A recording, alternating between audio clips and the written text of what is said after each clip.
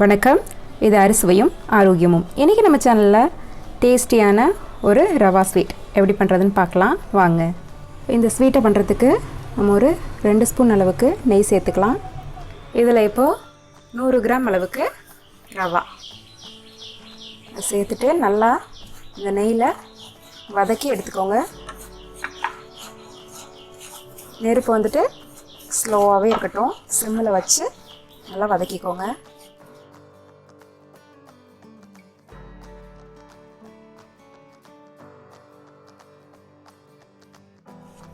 இப்போ இதை ஒரு 3 மினிட்ஸ்க்கு நல்லா வதக்கியாச்சு. இந்த டைமில் இதுக்கு தேவையான அளவு ஏலக்காய் தூள் ஒரு சின்ன பிஞ்ச் அளவு சேர்த்துக்கோங்க. அது கூடவே ஒரு பிஞ்ச் அளவு வந்துட்டு உப்பு, இதையும் சேர்த்து வதக்கிக்கலாம். உப்பு சேர்த்தா தான் அதோட டேஸ்ட் வந்துட்டு நல்லாயிருக்கும்.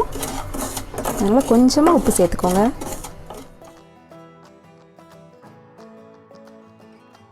இப்போ இன்னொரு 2 மினிட்ஸ் வந்துட்டு இதை வதக்கினதுக்கப்புறம் 75 ml அளவுக்கு பாலை சேர்த்துக்கலாம். சேர்த்துட்டு இதை நல்லா கலந்து விடுங்க. பால் நிறைய சேர்க்க வேண்டியதில்லை. நம்ம சேர்த்த அளவில் நீங்கள் எவ்வளோ ரவா சேர்க்குறீங்களோ அதில் 100 கிராம் எடுக்கிறீங்கன்னா 75 ml வந்துட்டு பால் போதுமானதாக இருக்கும்.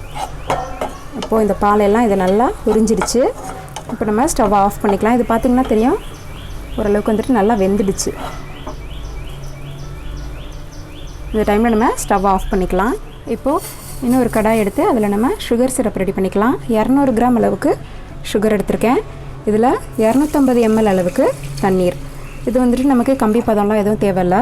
நல்லா கொதிச்சதுக்கப்புறம் சுகர்லாம் கரைஞ்சதுக்கப்புறம் ஒரு பிசுப்பு தன்மை வந்தால் போதுமானது. இப்போ இது நல்லா கரையட்டும். இப்போ இதில் சூடு குறைஞ்சதுக்கப்புறம் நம்ம இதில் மில்க் பவுடர் சேர்த்துக்கலாம். வந்துட்டு ஒரு 1.5 ஸ்பூன் அளவுக்கு சேர்த்துருக்கேன். இது ஆப்ஷனல் தான், உங்களுக்கு விருப்பம் இருந்தால் நீங்கள் சேர்த்துக்கலாம். சேர்க்கும் போது நல்ல டேஸ்ட்டு கிடைக்கும்.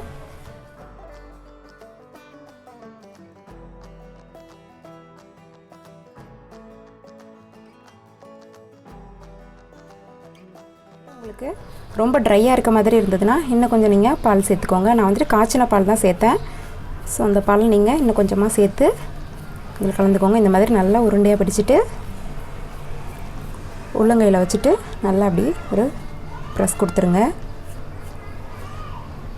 இந்த மாதிரி வரணும். முடிஞ்ச அளவுக்கு கிராக் இல்லாமல் பார்த்துக்கோங்க.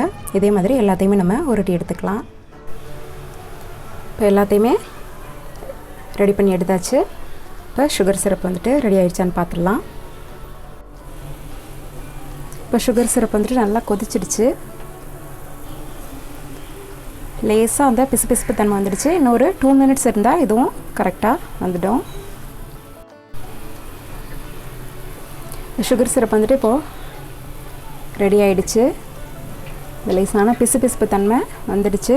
இப்போ நம்ம ஸ்டவ் ஆஃப் பண்ணிவிட்டு இதை பக்கத்தில் எடுத்து வச்சுக்கலாம்.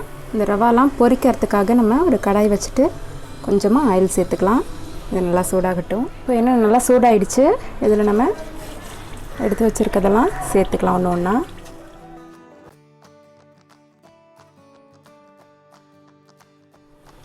ரொம்ப மீடியம் ஃப்ளேமில் வச்சு இதை குக் பண்ணிக்கோங்க. இந்த பபிள்ஸ்லாம் அடங்கினதுக்கப்புறமேட்டுக்கு நம்ம இதை வெளியில் எடுத்துக்கலாம். அப்பப்போ இதை அப்படியே திருப்பி விடுங்க. கொஞ்சம் கலர் சேஞ்சு பொன்னிறமாகி வரட்டும்.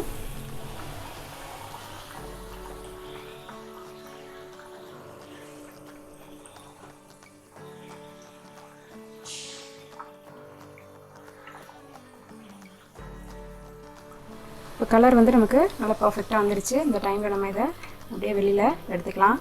எடுத்துகிட்டு நம்ம ரெடி பண்ணி வச்சுருக்க சுகர் சிரப்பில் அப்படியே போட்டுடலாம். இப்போது மிச்சம் இருக்க எல்லாத்தையுமே நம்ம அதே மாதிரி ஃப்ரை பண்ணிக்கலாம்.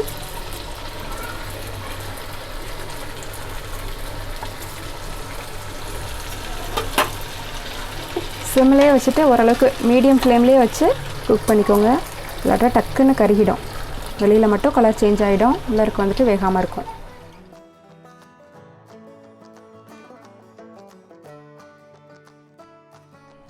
இப்போ எல்லாத்தையுமே நம்ம ஃப்ரை பண்ணி எடுத்து சுகர் சிரப்பில் போட்டாச்சு.